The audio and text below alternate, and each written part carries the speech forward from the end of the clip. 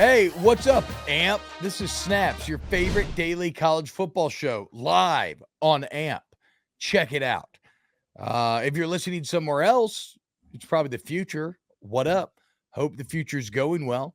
You can find us youtube.com/@volumesnaps. Hit the subscribe button, like it, and podcast as well. Just Google Snaps Podcast. I'm T-Bob Hebert. I'm joined by Aaron Murray, as always. It is Thursday. Aaron is boots on the ground in Athens. Aaron, what are you doing up in the old stomping grounds? The old stomping grounds where I am the enemy now. I am. We can dive into that.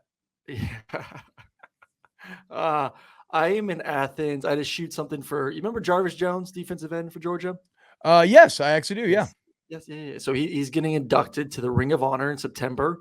And yeah. I was chosen as one of the few people to give some nice remarks about what an amazing athlete and human being Jarvis is to be used for the ceremony. So, yeah.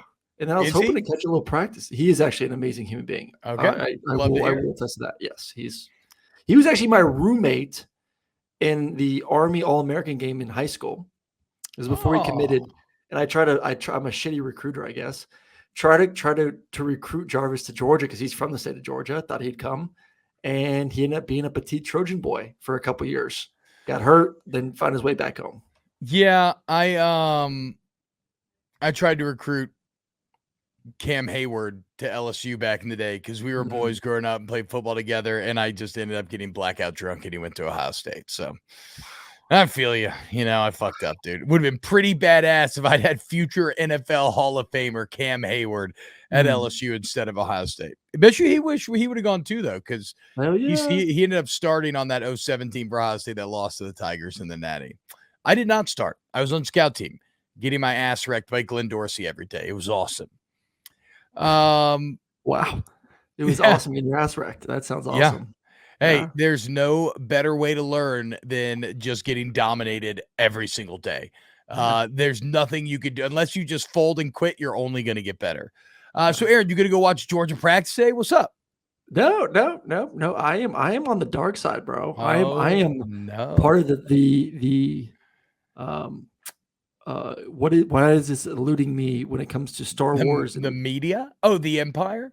The Empire. Well, I mean, I guess they're the Empire. The media, same damn thing. So I am not allowed to practice until I cover a Georgia football game, and then I can come back to practice. The Empire doesn't really work as an analogy here because really Georgia has become the Empire. We're just more like some maybe like Outer Rim Company or something, Band of Pirates. The bottom line is that the Empire doesn't need to bother with you or deal with you anymore. At this point, you're nothing but a nuisance. Rat poison, Aaron. This. You are the part of the problem. You don't believe in Georgia. You think they're going to go 8-4 this year. Well, no. So the problem is no problem. You had it right the first time. You lost the thread in the latter half. He is the rat poison because he's constantly hyping them up. How's Kirby supposed to get guys to eat off the floor when Aaron Murray's out here talking about how Carson Beck's going to win the Heisman and Georgia's going to win a third natty in a row? These boys ain't eating off the floor. They got 5-star damn meals going on. I was tempted. I was walking around the facility, very tempted to see if I would even be allowed to eat in their cafeteria. And I was like going for a plate, and I saw people like staring at me awkwardly, like, it's weird. You're a 32-year-old man. You can't just go eat at a random school cafeteria. It's not a school. It was the facility cafeteria. It's like their 5-star restaurant inside the facility. This wasn't and they wouldn't let I wasn't going to like the bottom of the dorm rooms and going to those cafeterias.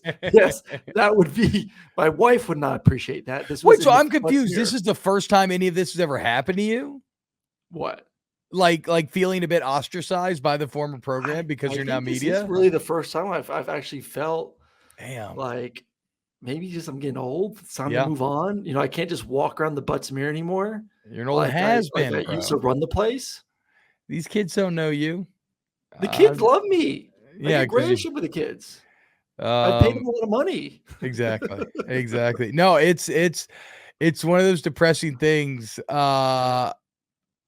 One thing, Coach Miles was not very good about it. If you didn't stay in the NFL, he didn't care. One thing that O did to gain a lot of traction earlier on, though, was welcoming all the former players, and that is something that Brian Kelly as well has continued. Is he's like super chill towards former players. But again, I don't know. I don't think he'd be like going up and eating the cafeteria and shit.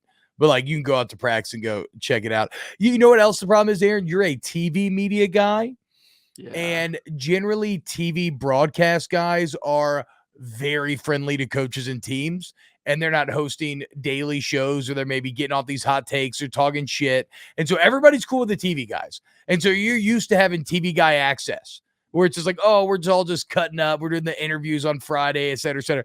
Welcome to the more radio man, everyday talk show side of the media equation here. Yeah. It is a really, I was thinking about this today because as I'm just driving around the campus depressed because I'm don't have the same kind of access as I used to. Is depressed a synonym for horny? That too. But the walking the balance of obviously living in Georgia, wanting to still be a part of the program in some way in order, having the ability to interact with the coaches and the players, but then also trying to do my job in the best way possible in times where you have to kind of, like the AD kind of gave me some shit about some of the stuff I said today. I'm just like, not like a mean way, but like, so it's like walking that fine line is a little difficult. It's so, well, I mean, look, I've thought about this a lot. First off, it's so insane to me, some of the rabbit ears that these motherfuckers have. Why is the AD Josh Brooks listening to what Snap says or Sirius XM says? Snap, that's like, why. I'm saying, but like, okay, great. But then if you really love the show, then you know that it's all entertainment. Like, what my point is, I feel like when these coaches and shit get all salty or butthurt, like, guys, just fall back on the classic, a lion does not concern itself with the opinion of sheep. Like, get the fuck over it. Who cares? Go win. And that's the other part that pisses me off about this. You know what you do? You go win and nobody says anything. Like, if you win, you're good to go. You want people to stop talking shit about you? Like people have tried everything they can to try to find attack angles on Georgia, and none of it's really stuck because they're just too damn good.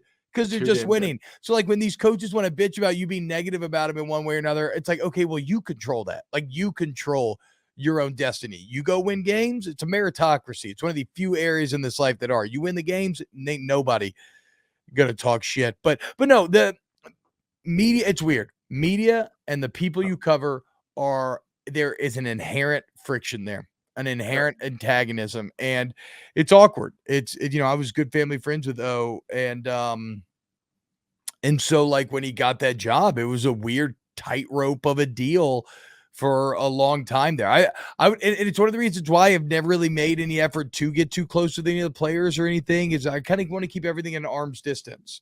Yeah. I kind of don't want to know the human beings that I'm talking about as much, just because, like you said, when it comes time to, and then look, you don't go out of your way to like talk shit. These are kids. Now they're getting paid. Maybe some of that starts to change in how we think about it. But like, you keep it fact-based or whatever, but still, it's just easy. Whatever. It's just weird. There's a natural friction there. Plain simple, there is a general friction with media, regardless if you own every Georgia passing record out there for 30 years. Good thing you said Georgia, because it ain't going to be SEC for much longer, thanks to the 9th ranked quarterback in the conference. Yeah. I'm hoping this fuels him to have an incredible year and then just leave, or he just can say, you know what, F Aaron, I'm going to come back another year and really demolish his damn records. Which then I'm going to be bitching about the fact that he's a 7th year fucking guy, that he gets to, more years than I did. That's not I'm going to say that helps you if he actually comes back another year, because even if you don't end up with the records on the books, it is clearly an asterisk situation. Whereas if he captures the record in 4 years, then we have a little bit more. If he gets it in 4 years, I'm all for it. Good for you. Okay. If you go out there and throw 38 touchdowns this year, I think it's like, who's counting? Who's counting? Yeah. If he throws 38 touchdowns, which will be the most of his career. Yeah. Who's counting again? In an offense that's not the air raid, means you had a hell of a season. You're probably first or second team All SEC. And Mississippi State's probably winning 9 games, 10 games at that point. Then take my damn record. But if you come back for another year and you get 5 years to play college football to break a record, I do have a little bit of a beef with that. So we and I agree, but I think most people will be on your side. But I would say this, Aaron. So here are some numbers on, and this is not supposed to lead the show, but here we are. Mississippi State OC Kevin Barbett. Okay, this is who they hired post Mike Leach. Yep. And Kevin Barbett, according to Matrix Analytical, ranks number one in all of college football among active SBS OCs in career pass game efficiency. He's in the top 50% in passing touchdowns per attempt, top 20% in fewest interceptions per attempt, and top 25% in QB rating, QB efficiency, and top 30 in yards per attempt. Yeah. So this dude pushes it. He scores a lot. He don't make a lot of mistakes. And yet, you think the combination of him and Will Rogers is good for 9th in the SEC? Unreal. Unreal. You're still wrong about that. If you want to hear the reasoning, first off, subscribe, like, we appreciate the love as we get ready for football season. Yep. And then go watch yesterday's show as we broke down, or at least I educate T-Bob on the fact that, first off, there's 14 quarterbacks in the SEC, not just 10, and the rating of said 14 quarterbacks. So number 14, Graham Mertz, this is where Aaron was right. Somebody on Twitter linked a hilarious graphic from last season, and this must have been near the end of the year because it seems like a pretty small sample size, or a pretty big sample size, but against AP ranked opponents, Graham Mertz has a total QBR of 38, completion percentage of 54, interception percentage of 5%, and a touchdown interception ratio of 5-12, all of which rank dead last of all FBS quarterbacks. So I think you were right on Mertz. I think you were wrong on Rodgers. And I think if you really believe in Carson Beck that much, be a fucking man and put him in the top 3. And stop pussyfooting around. I should. Anyway, that's yesterday's episode. Maybe if I got to go to practice, I'd reassure me about seeing what he looked like. I love how salty you are about, hey man, Kirby doesn't like you, dude. I don't know what to tell you. You didn't play for Curb. But what happened, Bobo? So are you finally going to be honest about Mike Bobo now? What do you mean? No. I said that that he's a retread higher that's going to fall way short of Munkin and is going to fail you in the end? No. Bobo about to light the world on fire. Don't sleep on Bobo. That just sounds. Put that on the shirt. Print those shirts. Don't sleep on Bobo. Don't sleep on Bobo. Let's get our YouTube opening comment of the day. So as always, you comment on the videos. We'll find our favorite one and we'll have the show with it. Levy Gooey Dan 6410 says Aaron Murray is biased against Florida because he played at UGA. To which Funkle 66 says everyone is biased against Florida because, well, it's Florida. Which is like, I mean, it's funny as like a joke that works independently any year, just because you could say that, whatever. But it's especially funny because Florida looks like they're going to be very shitty. Of course, Graham Mertz, Florida's quarterback. So there you go. Dovetails there. But you know what, Aaron? I don't want to talk bad teams. You know what I want to talk? Good teams. Top 10 teams. We got our AP top 10.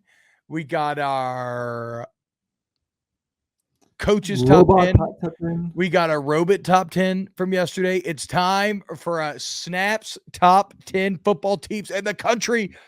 And I think we'll go 1 and 2. We both put together independent lists. We'll have to see where we agree and try to come to some sort of consensus. Aaron, can we agree that UGA and Michigan are 1-2? Yes. And in that order too, UGA 1, Michigan 2. I know I've seen a lot of people say that, Michigan's the better football team. Michigan could make a case to be 1. If it's as close it is, and you and I have discussed this, T, they're both really good teams. I think they are clearly the best 2 teams in America heading into the season. If you want to, say it's a flip of a coin, okay, great. But you should also say who's the defending national champ. What are we talking about? I'm not going to rank Michigan. I'm not just going to give them the benefit of the doubt magically over want to put Michigan 1 because they think that they're on the same footing. Good for you, but they're still not the defending champ. So regardless if Michigan's maybe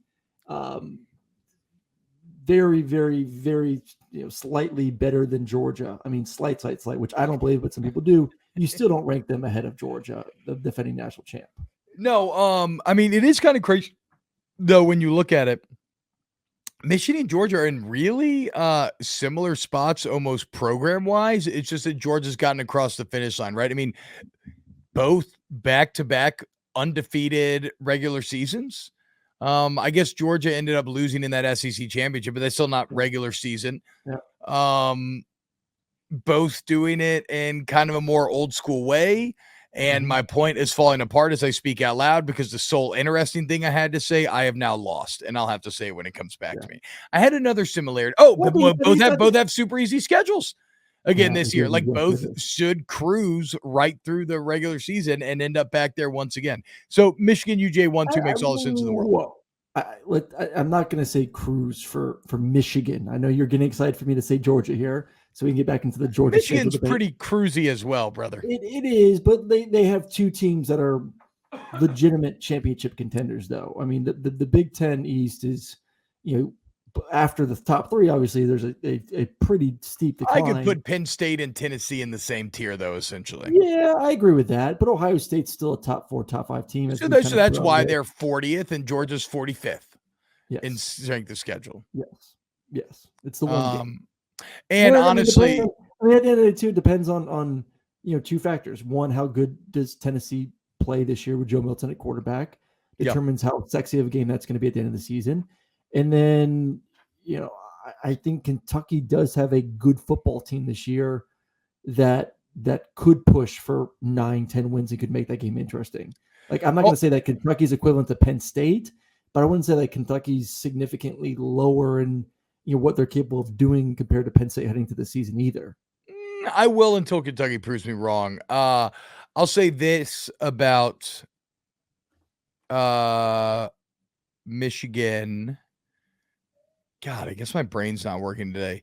It had something to do with the comparison between. Oh, don't forget the same way that Georgia beat the shit out of Tennessee last year too, Michigan beat the shit out of Penn State.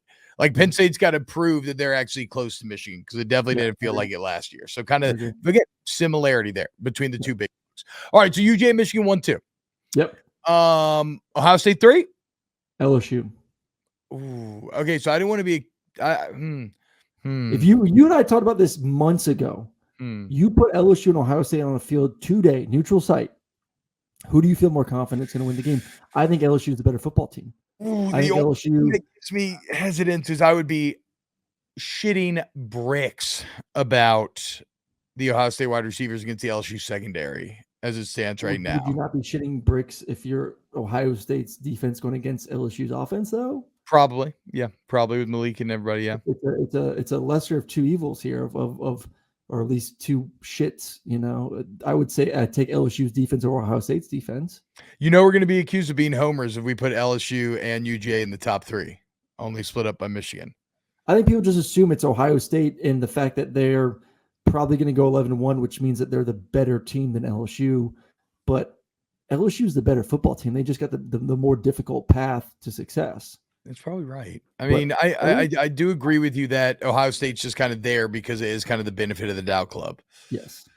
LSU 3, Ohio State 4. That's what I got. I'll let you make the final decision here because I don't want you to feel like you're a homer by putting LSU at 3. But I look, how I feel about LSU. I love LSU this year. I think LSU is a team that, unfortunately, because the fact that they're going to have to play Georgia in the SEC championship game, you could find the same situation last year where not same situation, but 11-1 LSU loses to Georgia 11-2 gets left out, but they're still probably one of the best 4 teams in America. I mean, look, LSU, despite the schedule, will be favored in every single game save for Alabama, and Ohio State will be favored for every single game save for Michigan. So, okay, I could see it. Ohio State breaking in a new quarterback. LSU bringing everybody back. It would actually favor LSU or Alabama to be 11-1. Hope the other team's 12-0. Yeah, exactly. And don't have to play and not run into Georgia. Yeah, you're right. You might be right about that. Although I do think in that scenario, I still think the team maybe would have to have 2 losses that would lose to Georgia only because it's hard to put a head-to-head. Or just say that Alabama loses somewhere else. Say Alabama loses to A&M. Yeah, that's what I mean. That's what I'm saying. Yes. Yes. Not obviously if you had 12-0 Alabama, they lose, they're still going to get in. Same with 12-0 LSU. But if they dropped one along the way, I would rather be LSU than the one sitting out watching an 11-1, probably knowing that you're going to be in. Agreed. Okay, you know what? I think you've talked me into it. And fuck it, we need to shake up this list somehow. So I agree. I'll go LSU 3, Jaden Daniels, Brian Kelly. Let's fucking ride, baby. Who's a better head coach, Ryan Day or Brian Kelly? I'm thinking Brian Kelly. Well, right now, because both don't have the natty, right? They're both the best coaches without a natty, and Brian Kelly's been at it longer, and I think he did it at a harder place, in my opinion, doing it at Notre Dame. And then also, this does not take away from Ryan Day, because again, when he showed up is when shit really started to blow up. But Ryan Day took over a friendlier spot in Ohio State, and Kelly took over a way worse spot at LSU 2 years ago. So, okay, LSU 3, Ohio State 4, even though, so this is where it gets crazy, because for me, the team that I almost want to rank next is Florida State. Wow. I just don't know if I can go that high. I mean, it has to be Alabama maybe at 5. Yeah. Right? Just because they do have the players, and I think there is going to have that sneaky confidence / major chip on the shoulder. Like we talked about, like Kirby having to make up some BS to get Georgia players excited to play football, and there's no making anything up right now. No. Nick Saban has the perfect bulletin board material for this team, which is loaded for talent with talent to go out there and have success this year. So I do think, because of the gap disparity between where Alabama is when it comes to that blue chip ratio to now this next group of teams from 5 to 10, like Georgia, LSU, Ohio State, Michigan, like that gap of blue chip ratio is not much different. A little bit different, but not much. Where then I look at, like, there's certain positions that those other teams make me feel more comfortable putting them ahead. But now where Alabama is, even though we question their quarterback, maybe we question how elite the receivers are, there's still a major gap of talent between them and Florida State, and USC, and Clemson, and everyone else when it comes to the way they've been able to recruit. All right. So, okay, I agree with that. So Alabama 5, and that makes all the sense in the world. It's whatever. Like you said, they should overwhelm anybody with talent. With talent. I like Florida State at 6. I'll give it to you. And the reason, and maybe I know, but maybe I'm gaming the system a little bit here, and maybe this isn't truly in the spirit of a top 10, but it could just go back to something that we've kind of touched on in the past couple of weeks, where the path in the ACC is pretty wide open, whereas the Pac-12 is going to sit there and they're going to fuck themselves. I also think that if you put them on a field today, would you favor Florida State? I think I would. Over who? Over USC. I think Florida State's better on the lines. I don't think USC has anybody like Jared Verse coming off the edge for FSU. I was looking at their receiving core because I went down that Johnny Wilson rabbit hole, but then I realized, okay, they didn't just get Keon Coleman, Michigan State's #1 receiver, to come over. They also got, what's his name? Hold on, I can get it here in a second. Okay, no. Yeah, they also got Jaheim Bell, the do-it-all Renaissance man who's an animal that they loved. But then they also got Winston Wright Jr., who you've probably never heard of, but he's going to be their starting slot guy. He missed last year for injury, but he was West Virginia's #1 receiver as a sophomore 2 years ago, had like 63 catches, 700 yards, 5 touchdowns. So they got a great receiving core. They're really solid on both lines. They return like the 5th most talent in the entire country. Jordan Travis is again, the last 9 games of the year last year, the highest QBR of any quarterback in the entire country. Like, no, this is a Florida State team that if you played today, you squared up with USC today, it would be a fucking game. But I think I'd give the Seminoles the edge. And I like Jordan Travis. It's hard for me when you have Caleb Williams in his 3rd year in this system with Lincoln Riley to think that he won't just overwhelm everyone himself, that he's not capable of just essentially taking over a game. That's how it felt last year, though, and they weren't able to do that sometimes when people got up in their shit. Like Utah out-toughed them. Florida State could out-tough them. Yeah. I'm talking about shutting down. No, I'm talking about even shutting down Caleb Williams in that offense. Like, I think that Florida State would have I think Florida State's got a pretty salty D. I think they have a great defense. I think they have top 2 defense back in the ACC, them and Clemson this year. Majority of the starters back. Team that was phenomenal on that side of the football last year. So I'll give it to you, man. You talked me into it. I'll put Florida State at 6. Yeah. Hell yeah, dude. Do we have USC at 7 then? Yeah. Let me see what I had written, but I'll take USC at 7. What did I do with my notes? Hold on, my bad. I know the I got too many Pac-12 windows open. is Get out of here, daunting Jarvis as well Jones. with Oregon and Washington and Utah and USC, and we'll see what UCLA looks like this year. But when you got Caleb Williams, as we've seen in NFL and in college, we got a talent like that, you have a chance to win every single damn game. He's just that good. He's that talented. He's that creative. He's that much of a playmaker back at the quarterback position. And they still got incredible talent around him.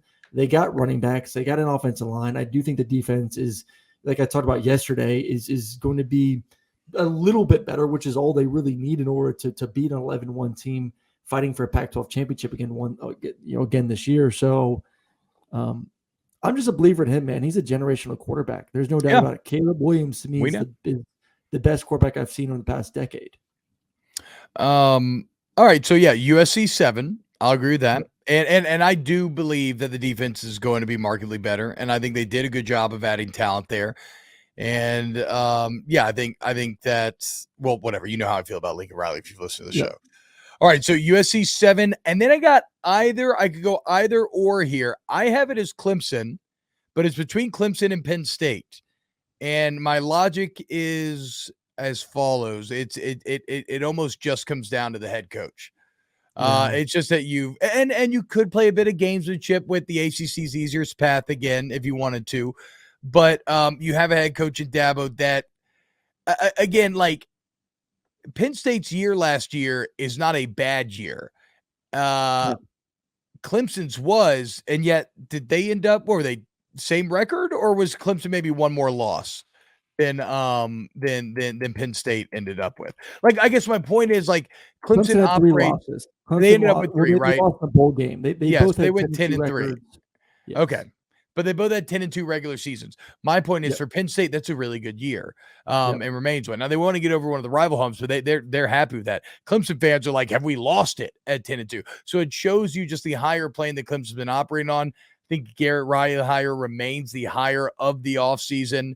The difference is going to be which quarterback shows up. Yeah, is Klubnik or Alar better? I agree, but I'm leaning Clemson because we've seen Dabo do it before. Yeah, and I'm not sure how great Penn State is at the receiving position. I don't know how great Clemson is at the receiving position. Yeah, true. I know Penn State has a stable of young running backs that are extremely talented. I know Drew Alar has been someone that fans have been ready to take over for a long time. All the talent in the world, but a big unknown. Like I've talked about with Klubnik before, like he is an unknown, but at least he's played some football and you've seen a couple flashes here and there. I'm not sold on Klubnik. I don't think he's going to lead them to an ACC championship. I don't think he's going to lead them to a national championship. So I don't know if I necessarily believe in him, but I also don't know if I'm ready to clown Alar as a guy that could beat Michigan, that could beat Penn State. I know. I agree. But I think one thing that we need to decide too as we make this ranking is, are we basing this on what conference you're in and your easiest path to success, or what caliber of a football team you actually are? I think I'm not trying to project here where you're going to end up at the beginning of the season. What I'm trying to project is like where you are heading the season, how good you are as a football team. You have an easy path. Okay, so I agree, except I kind of functionally view Clemson and Penn State as like a 50-50 game. Penn State's not going to enter that game as a heavy favorite, right? So at that point, then maybe you look into something like path, and that could be kind of what ends up breaking that tie. It's kind of similar how I feel about Florida State and USC. I feel like that's a coin flip game as well in a lot of ways. So again, also like it was not that long ago when James Franklin had lost it. I mean, it's just there's a lot of belief in Penn State where you kind of look up and you're like, okay, what exactly have they done? We all call them national title contenders, but why? Because they did what Michigan and Ohio State did, what 2 other teams did by beating the shit out of the rest of Pac-10 or Big Ten. But then they got the shit kicked out of them by both Michigan and Ohio State. Ohio State maybe a tad closer than the final score would indicate. The fourth quarter until turnover happened. Until they fucking weren't. They blinked and they were down 21. It was like crazy. That should happen fast. I mean, it happened real fast. I was like a pop, pop, pop. Next thing you know, you're like, is the fight over? I feel like I've been just a hater on Clemson, which I'm not trying to. Like, I respect their program. I respect what they've done. I mean, it is not easy, even if you have better talent, which makes it easier, to consistently go out there every single year and be the kings of the ACC. You know, say all you want about the ACC sucks. Say all you want about, the talent disparity between Clemson and the rest of them. It's still not easy to do that year after year after year after year after year. And they've done that. So I do tip my cap off, my cap to, what Dabo has been able to create there. Also, Clemson. I just don't see it this year. Clemson, if you want to go BCR, if you want to go pure BCR, which again, we're trying to find tiebreaker points here. So I wanted to look this up to make sure this is right. Clemson's pretty significantly higher. We're talking a 72% blue chip ratio for Clemson versus 55 for Penn State. Clemson, like I would love to see Clemson's front seven against that Penn State offensive line. Even after adjusting for transfers, it's 70-53. I think it's got to be Clemson. I think I'm like I feel more confident than I did when I made this list. Now that we've had this conversation. Well, you want to know how I had the list? Just my last three. I had Penn State at 8, yeah, Texas at 9, Clemson at 10. I'm not putting my name on a list of Texas in the top 10. I'll give you Clemson at 8, Penn State at 9, but we're putting Texas at 10. We're putting Texas at 10. Okay. Texas Okay. The same. No. You're right. So I was going to put Washington at 10, and I feel you. Yeah. Fuck you. Okay. Go Huskies. I hope they win the Pac-12. Pac-4. Relax. Just because you've been dancing on their corpse. Yeah. Look. You know how like in the Olympics you have to don't you throw out like the highest judges score and the lowest judges score? Mm-hmm. I'm like the German judge, and I'm just like, fuck you, Texas, no matter what. So yeah, I guess I can't really be trusted in this situation. No. So okay, I'm down. I feel like that's good middle ground. Yeah. Tell me why Texas is 10th in the country, Aaron. Would you want to know why Texas is 10th in the country? Please. Texas actually should be 9th in the country according to my poll, but T-Bob and I at least kept them inside the top 10. Yeah, that's all I got to ask is that I can't have them higher than 10. I mean, do I have to go through it again? Why they should be 10? I mean, it should be pretty easy. No, you really don't. Third year Sark, second year quarterback. Okay, third year Sark. Let's highlight. Let's look at Steve Sarkisian's records at school and see what he's done. And schools that didn't have the same kind of talent right now that Texas had. Okay, yeah, third year Sark, dude. At Washington. 5-7, 7-6. Third year, 7-6. Fourth year, 7-6. Fifth year, 8-4. Hell yeah! So it's the fifth year they gave him the USC job. What? Why? And you're like, oh, T-Bob, it's Washington. Let's see what Chris Peterson did at Washington, taking over from Sark. Yeah, hold on, let me see. I think football record. I fucking hope they ball out this year so we can end this Sark nonsense so badly. Okay. Okay. So then Peterson takes over, and he goes. Let's see. He actually goes backwards. Okay. No. So my bad. Sark ended 9-4 with a bowl game. Then Peterson went 8-5, 7-6. Then he went 12-2 in year 3, because that's how year 3s work. 10-3, 10-4. Oh, and then what did Kalen DeBoer do in year 1? He went from 4-8 to 11-2. Why couldn't Sark have done that? Huh? I don't know. That's odd. I don't know. It's his time, baby. It's his third stop. Washington, USC, now Texas. Third time's the charm for him. Let's go, Sark. Third year, third time. You better hope so. Third time. What did he do his third year? Bad conference. Oh, he didn't get a third year at USC because he. Well, I don't know, whatever. I don't want to make fun of that. That's fine. Okay, yeah. So Sark, yes. Top 10 in the country. Your Texas Longhorns. Oh, maybe like Quinn Ewers has some good numbers or something we could look up. The fucking freshman last year. Give him a break. Jeez. No, I'm just curious. Let's see, 58% completion. Okay. Okay, these actually aren't terrible numbers. I know I sound like an asshole, but like 15 touchdowns to 6 picks is good. 7.4 yards per attempt would not be good for this year, but it could be like that's a good freshman number to build on. 217 per game. They had one. I know they had Bijan, but I mean they had Xavier Worthy. Jordan Whittington's okay. He's okay. He's not super electric. They have 4 deep of legitimate. Xavier Worthy's pretty fucking good. I know. So I'm saying that there was a one-man band of top-tier receiver talent, though, last year. Now they have 4 legitimate number 1 receivers. Well, okay. You've convinced me. Texas, 10th. Actually, I want him in there. So when they fail, it's just further. Yeah, it's just further juice, gas for my point. All right, there it is. Your Snaps top 10. This is Snaps official. I actually love this list, Aaron. I'm not gonna lie. I feel like we fucking nailed it. It's from 10 to 1. 10th, Texas. 9th, Penn State. 8th, Clemson. 7th, USC. 6th, Florida State. 5th, Alabama. 4th, Ohio State. 3rd, LSU. 2, Michigan. And number 1, those damn dirty dogs, the red and black. Georgia. All right, let's roll through some other topics here at the end. Aaron, Peyton Thorne named the starter at Auburn at SC Media Days. We talked about this, and you were like, not so fast. You Lee Corso'd me. And, well, there you go. Peyton Thorne named starter. Yeah, I mean, listen, he was brought in for a reason. You know, people were not too enthralled with Robbie Ashford, obviously. I still think Robbie Ashford. Robbie Ashford. I just want to be able to say that name or let you say that name throughout the season. I agree. Robbie's too athletic not to get in there somehow.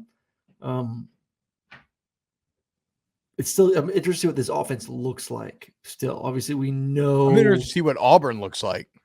Yeah, because they got the talent. I mean, we talk about this blue chip ratio all the time. Like, they're over the 50%. Like, Auburn has talent. And there's always weird things that happen the year where they get Georgia and Alabama at home. Just kooky stuff. Kooky. They got the fan buy-in. They have probably the best coach that I believe in the past, maybe even decade right now there at Auburn. Yeah. It's going to come down to receiver play, which they feel like they've upgraded there. Future and it's come down to Peyton Thorne play like he did 2 years ago, not like he did last year. Which, again, he's in an infinitely better spot. And I know Mel Tucker's not like in the quarterback room with him, but he is in an infinitely better spot with Hugh Freeze being the one guiding him as opposed to a Mel Tucker-led team. Yeah, but he's also in a much the toughest division all of college football too. But he's got he starts the season. I mean, they got UMass week 1, California week 2, and then Samford week 3 before they go on an absolutely hellacious fucking run at A&M, Georgia, LSU, Ole Miss. I mean, buckle up. I mean, if Auburn can win 2 of those games, I'll be surprised. Yeah, if you win 2 of them, you better be ecstatic. If you're 5-2 heading into Mississippi State, you should be jumping up, for joy if you're a Tiger fan. Yeah, that's one of the worst runs of any in the entire country. I'm trying to remember which other one. I was thinking of a Pac-12 team. Oh, fucking God. Is it Washington that doesn't? Washington has USC, Utah, Oregon State, Washington State to end the season. That's pretty brutal. But that's going to be a lot of the Pac-12. This one is because you get Georgia at home, but the number 1 team in the nation, and you ain't beating Georgia. Sorry. 2 of the hardest places to play in the SEC: A&M and LSU. Yeah, but Peyton Thorne going to be that guy. And again, I think with packages for Robbie Ashford, I think he does have a place in trying to win you football games. Well, that'll do it for today's Snaps. And shout out to Gran Turismo. Go check it out. August 24th, theaters only. Okay, exclusively.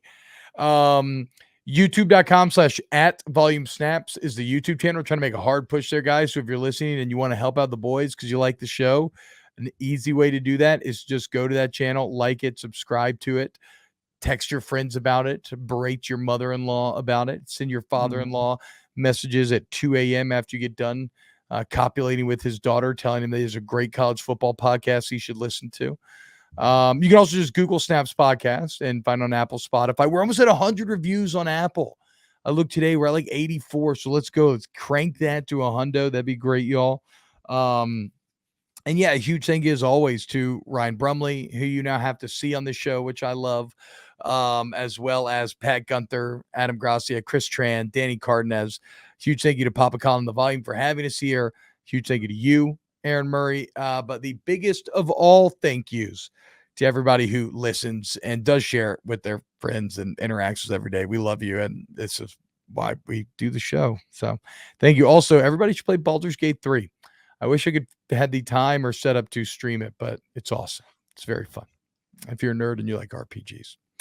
That'll do it. We'll see you Monday for a brand new episode. Wait, hold on. Let's do a little tease for next week. What do we got in the hopper? We're going to line up with EJ Manuel. We're going to line up with Brandon Walker. Predictions. What are we doing, bro? Predictions. Yes, we're doing all Power 5 conferences, right? Predicting over-unders for the big boys, maybe like where they're going to finish. So, it's almost here, guys. The long dark of the offseason is almost over. So another fun week coming up on Snaps. We love you. Hope you all have a great weekend, and we will see you on Monday.